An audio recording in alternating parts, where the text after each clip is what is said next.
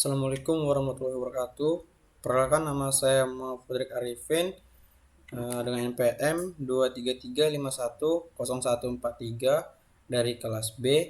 Di sini saya akan menjelaskan tugas website saya yang berjudul Analis Studi Kasus dan Penerapan Routing di Vue.js.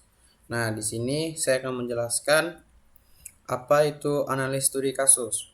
Singkatnya, analis studi kasus itu metode pembelajaran atau penelitian yang mengkaji atau mendalami suatu peristiwa, masalah, atau situasi nyata kasus kasus.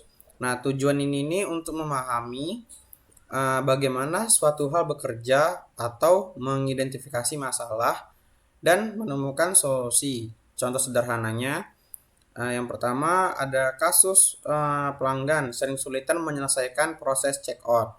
Lalu yang kedua ada analis melihat bagaimana tampilan check out, langkah-langkah yang harus dilalui dan mengumpulkan feedback dari pengguna. Lalu yang terakhir tujuannya meningkatkan kenyamanan dan kecepatan saat belanja. Lalu pengertian dari penerapan routing Vue.js ini, routing adalah proses atau berpindah antar halaman atau komponen dalam aplikasi di Vue.js. Routing digunakan untuk membuat single page application atau SPA, yaitu aplikasi web yang tidak mereload seluruh halaman saat berpindah tampilan, tapi hanya mengganti bagian tertentu. Vue menggunakan Vue Router sebagai pustaka resmi untuk mengelola routing. Di sini dapat dilihat komponen-komponen saya yang sudah saya buat. Komponen saya. Langsung saja ke Vue.js-nya. Nah, di sini dapat dilihat app view-nya, komponen-komponennya. Yang pertama ada app view, yang kedua ada riwayat pemesanan, yang ketiga ada register, profil view, pemesanan view, paket wisata, login view, laporan view, kelola paket view, home view, detail paket view, dan dashboard view. Total 11 komponen termasuk app view. Lalu di sini contoh codingan saya di home. Selamat datang di aplikasi wisata. Oke, ini dia home-nya. Selamat datang di aplikasi wisata. Jelajahi paket wisata terbaik kami dan membuat perjalanan perubahan. Di sini saya membuat untuk halaman pertamanya. Yang pertama, selamat datang di aplikasi wisata. Baru di sini saya membuat CSS-nya dengan tampilan-tampilan yang dapat dilihat di sini. Lalu kita ke paket wisata.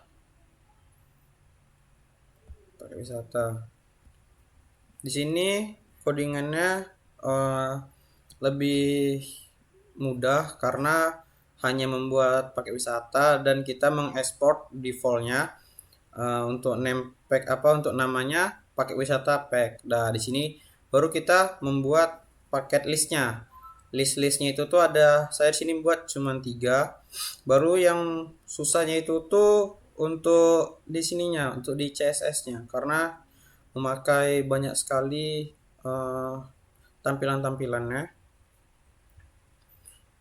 Tinggal kita ini dari codingan home bisa nyambung ke paket wisata dengan cara menekan lihat paket wisata. Langsung diarahkan paket wisata tersedia. Baru kita ke pemesanan. Pemesanan ini kita bisa menekan saja, tinggal pesannya sekarang. Nanti kita bisa memilih di sini, misalnya paket lomba 4 hari, masukkan nama. Misalkan kita masukkan namanya dengan nama Bobby. Kirim pesanan. Tinggal oke, berhasil. Nanti di sini muncul ke riwayat pemesanan. Tinggal refresh saja. Oh, maaf, sini saya lupa memasukkan datanya. Jadi datanya ini nggak bisa langsung ke situ. Berarti kita harus membuat ke sini dulu. Di sini bisa kita ubah. Cuman belum saya ubah di sini. Jadi ya tinggal kita ubah aja nanti untuk memasukkan ke menghubungkan antara pemesanan ke pemesanan dan riwayat pemesanan. Sini sudah saya buat contohnya. Frederick, nama paket pakai wisata Bali, tanggal di sini ada dan disetujui. Ini bisa kita ubah aja di sini. Di sini ini kita ubah disetujui atau di sini menunggu.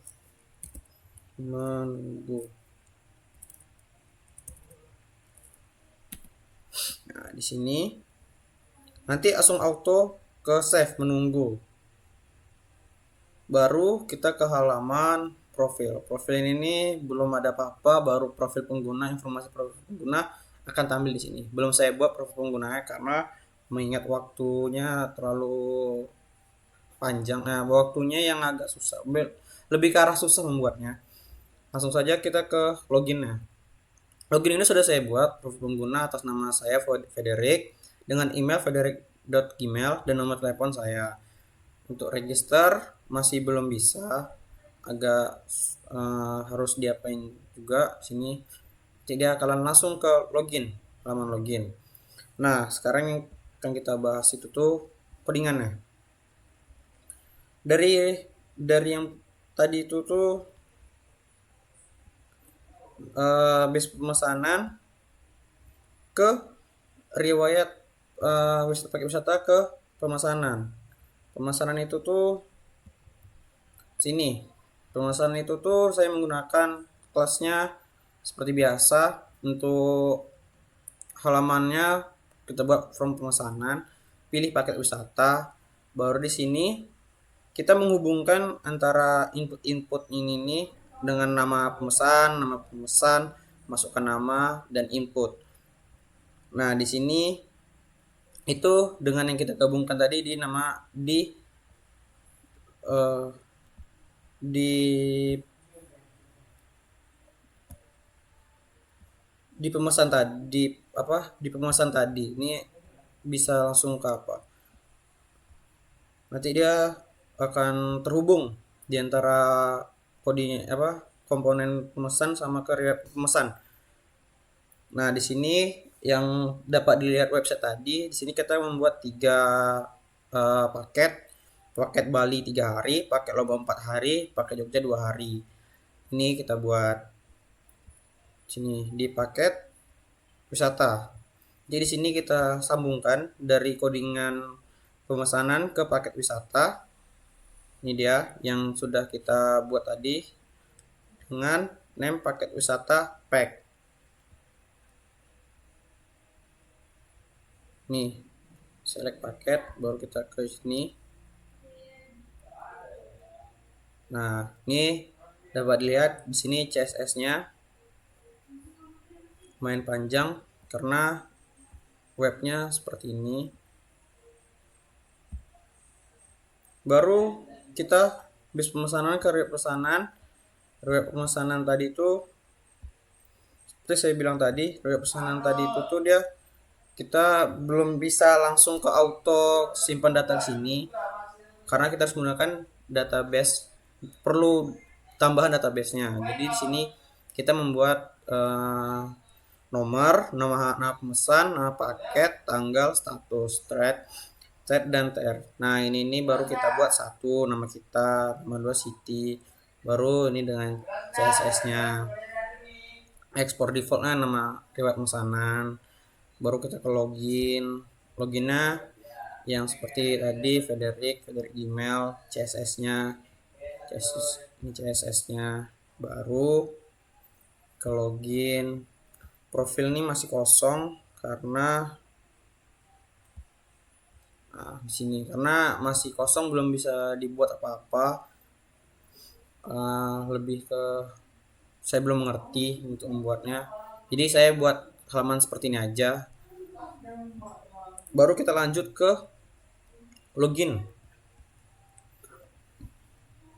Login tadi itu udah langsung aja ke dari dari ke profil langsung ke seharusnya kan login dulu, tapi ini kita langsung ke nyambung aja ke loginnya. Dari login ini kita hanya membuat ini nama Frederick, emailnya Frederick email, nomor teleponan, nomor segini. Di sini ini CSS-nya buat apa tampilan web saya makin menarik. Lalu jika sudah login, ini tampilan register. Registernya ini, registernya tinggal memasukkan username, input, email, password, sama seperti biasa. Ini metodenya, metode register, register email untuk ini nanti ada seharusnya buat berhasil atau enggak. Ini CSS-nya. Detail paket ini masih kosong karena belum bisa dibuat, dan dashboard ini juga admin dashboard masih belum juga bisa dibuat. Detail paket laporan pemesanan pun juga masih kosong. Untuk itunya mungkin sekian lah, sudah lah dari ininya, dari codingan mungkin masih banyak yang apa.